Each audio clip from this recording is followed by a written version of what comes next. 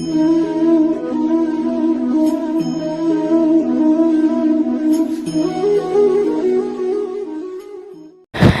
श्री कृष्णा, राधे राधे।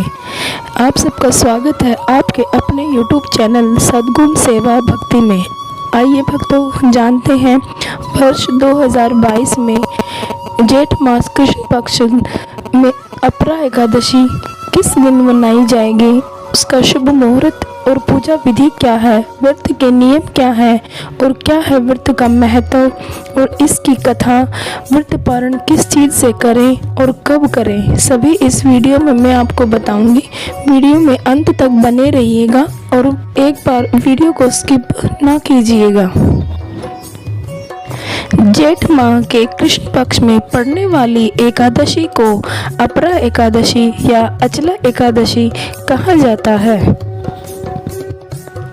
अपरा एकादशी जेठ मास के कृष्ण पक्ष की एकादशी में जो अपरा एकादशी मनाई जाती है। ये अपरा एकादशी का अर्थ है अपार धन देने वाली, व्यक्ति के पापों का नाश करने वाला, उनको सुख समृद्धि प्रदान करने वाला और अंत में मोक्ष प्रदान करने वाला होता है। धर्मशास्त्र के अनुसार अपरा एकादशी करने से व्यक्ति को गर्भपात, राक्षस योनि, झूठ, बुराई, इन सभी बुरे कामों से उनको मुक्ति मिलती है। अपरा एकादशी करने वाले व्यक्ति को पुष्कर में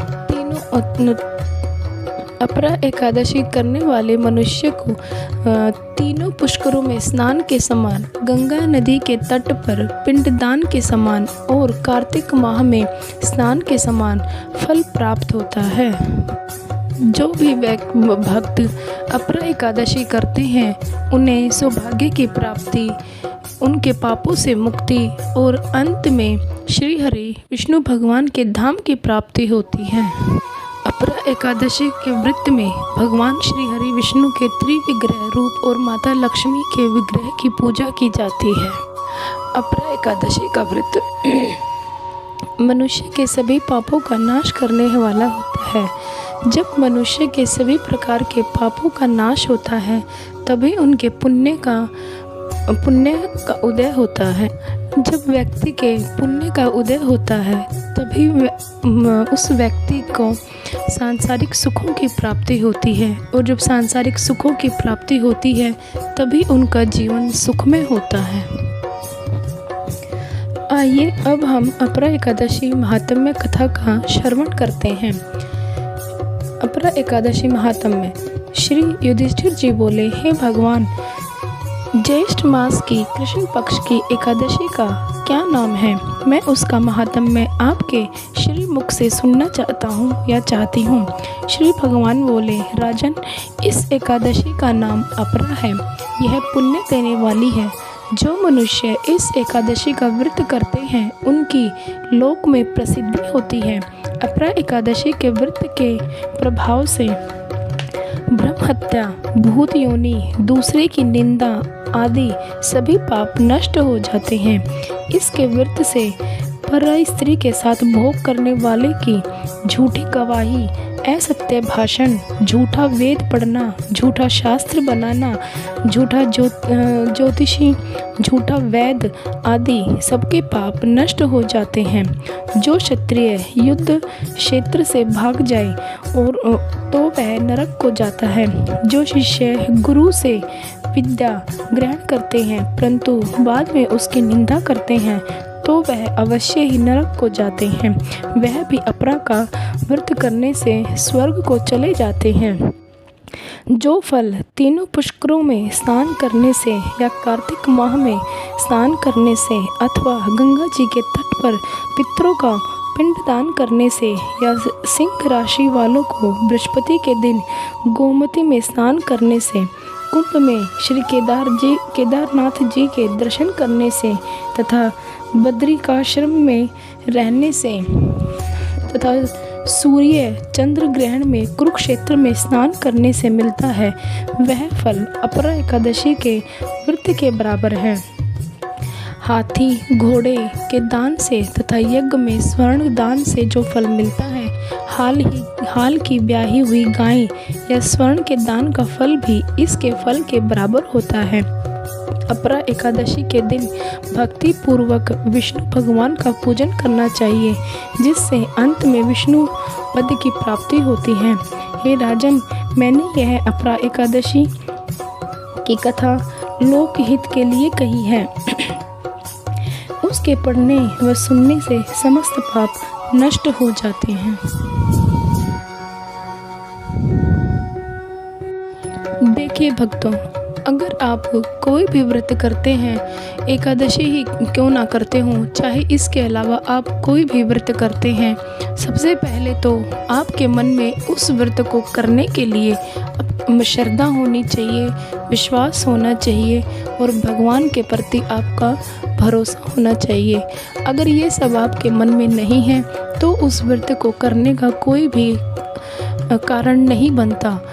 उस व्रत को करना कोई भी हमारे लिए लाभदायक नहीं होता और वो व्रत हमारा निष्फल हो जाता है, जिस व्रत के लिए हमारे मन में कोई श्रद्धा नहीं होती।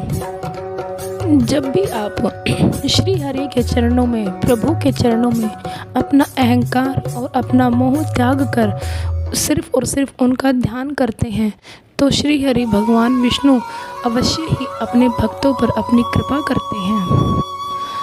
जो भी भक्त एकादशी करते हैं उनको 10वीं तिथि से ही एकादशी के व्रत के नियमों का पालन करना होता है और 10वीं तिथि से लेकर द्वादशी तिथि तक हम एकादशी का नियमों का पालन करना चाहिए।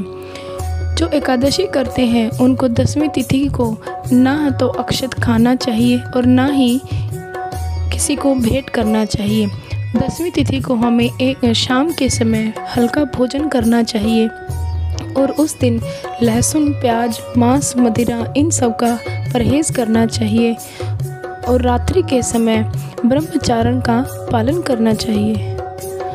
जो भी भक्त एकादशी करते हैं उन्हें एकादशी के दिन ब्रह्म मुहूर्त में उठना चाहिए और ब्रह्म मुहूर्त में उठकर घर के जल में थोड़ा सा गंगा जल मिलाकर स्नान करें और उस दिन शुद्ध साफ सुथरे वस्त्र धारण करें और उसके बाद स्नान करने के बाद व्रत का संकल्प लें। श्री हरि विष्णु भगवान और माता लक्ष्मी से प्रार्थना करें कि हे प्रभु, आज मैं आपके लिए अपरा एकादशी कर रही हूँ या कर रहा हूँ, आप इसे स्वीकार करें और मुझसे कोई भूल हो जाए या जाने अनजाने में कुछ छूट जाए तो उसके लिए मुझे क्षमा करें।